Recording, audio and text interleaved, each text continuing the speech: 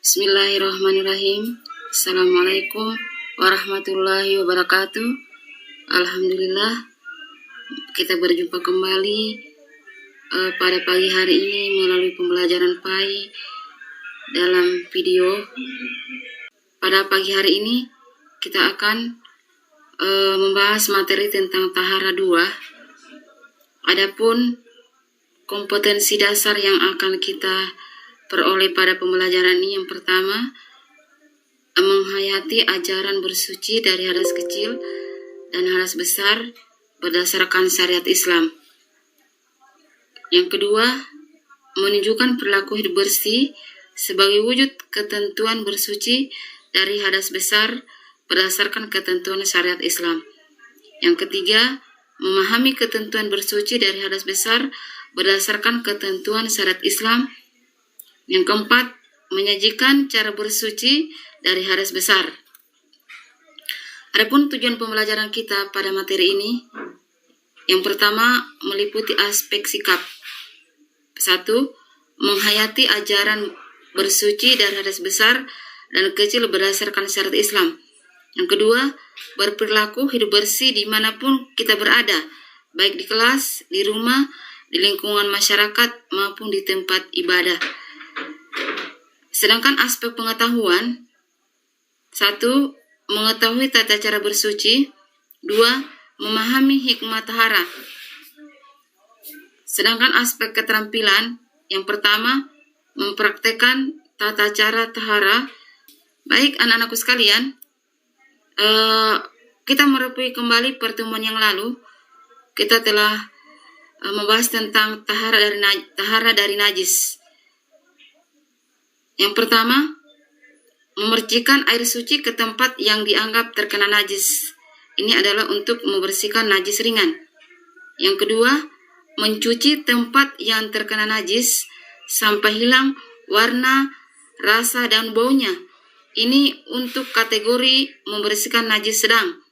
Sedangkan yang ketiga, mencuci tempat yang terkena najis sebanyak 7 kali dan salah satunya dicampur dengan pasir atau tanah. Ini adalah untuk membersihkan najis berat. Baik, kita lanjut. Kita melihat tentang bagaimana tahara dari hadas. Ya, tahara dari hadas. Yang pertama, hadas kecil. Cara bersucinya adalah dengan cara berwudu. Sedangkan tahara daripada hadas besar yaitu dengan cara mandi wajib. Adapun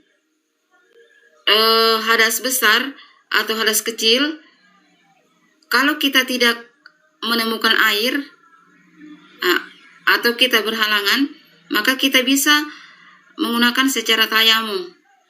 Ya, demikian prosedur tentang tata tahara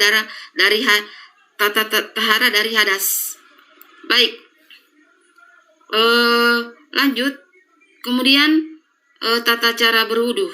Ya, tata cara berwudu seperti biasa ada prosedur yang kita lihat. Yang pertama diawali dengan niat. Kemudian setelah kita berniat, lalu membasuh tangan. Ketika kita membasuh tangan, maka kita membasuh tangan sampai pergelangan tangan, ya, sampai bersih, sampai 3 kali. Kemudian kita berkumur. Yang kedua, kita berkumur. Pada saat berkumur, kita lanjutkan dengan mencuci hidung sambil menghirup air dari mulut ke hidung, ya. Kemudian yang ketiga adalah mencuci muka. Baik anak-anak sekalian, pada saat mencuci muka diupayakan ya seluruh muka itu dibasuh, ya, semua basah sampai di bawah dagu. Kemudian prosedur selanjutnya yaitu mencuci tangan. Pada saat kita membasuh tangan, diharuskan membasuh tangan itu sampai pergelangan tangan sampai ke siku. Ya, sampai ke siku basah semua. Dimulai dari tangan kanan, kemudian tangan kiri. Setelah itu prosedur selanjutnya yaitu kita membasuh rambut. Ya, membasuh rambut atau membasuh sebagian kepala sampai ke telinga. Ya, sampai ke telinga, membasuh bagian kepala sampai ke telinga, kemudian kita kembalikan, kemudian langsung menggosok telinga, menggosok daun telinga. Ya, baik. Kemudian terakhir yaitu membasuh kaki. Pada saat membasuh kaki diharapkan ya semua kaki itu basah, kaki termasuk mata kaki. Ya, harus dipastikan terkena dengan air. Yang terakhir, setelah itu jangan lupa kita berdoa sesudahnya. Baik, anakku sekalian, demikian prosedur tentang tata cara berwudu. Kemudian selanjutnya adalah tentang tata cara tayamum. Ya, jadi tata cara tayamum, prosedur pertama yang kita lakukan adalah jangan lupa berniat pada awal. Ya, di awalnya kita berniat. Kemudian setelah itu kita menepukan. Ya, jadi kita menepukan tangan kita di atas debu, lalu kita tepuk.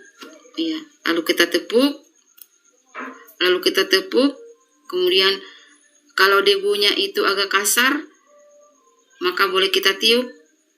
Kemudian kita usap ke seluruh wajah, ke seluruh wajah kita usap.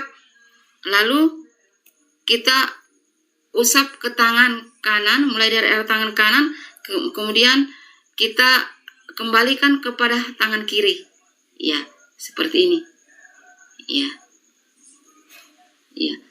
Anak-anak sekalian, demikian prosedur tata cara tayamum yang Ibu Guru sempat berikan melalui video ini. Kemudian kita lanjut tentang tata cara mandi wajib. Ya, tata cara mandi wajib.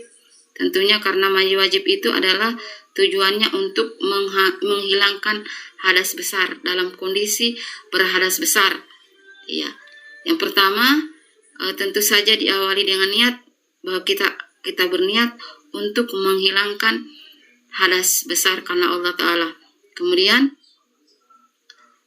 kita cuci tangan. Ya, cuci tangan. Lalu membersihkan atau daerah yang patut dibersihkan. Kemudian kita berwudu. Setelah berwudu, kemudian kita membasuh rambut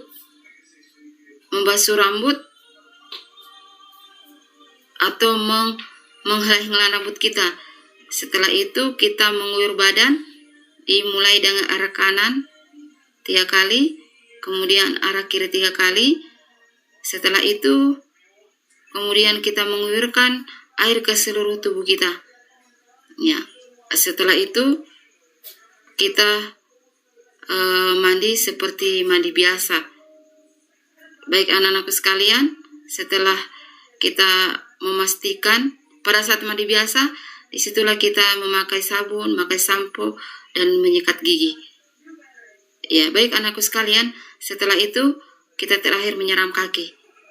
Ya, demikianlah prosedur tentang tata cara mandi wajib. Baik anak-anakku sekalian, itu tadi. Yang terakhir adalah kesimpulan. Ya, adapun kesimpulan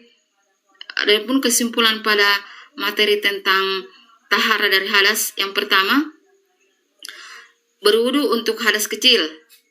Ya, jadi berwudu untuk hadas kecil. Yang kedua, mandi wajib untuk hadas besar. Yang ketiga, tayamum bila tidak ada air dapat dilakukan baik berhadas besar maupun berhadas kecil.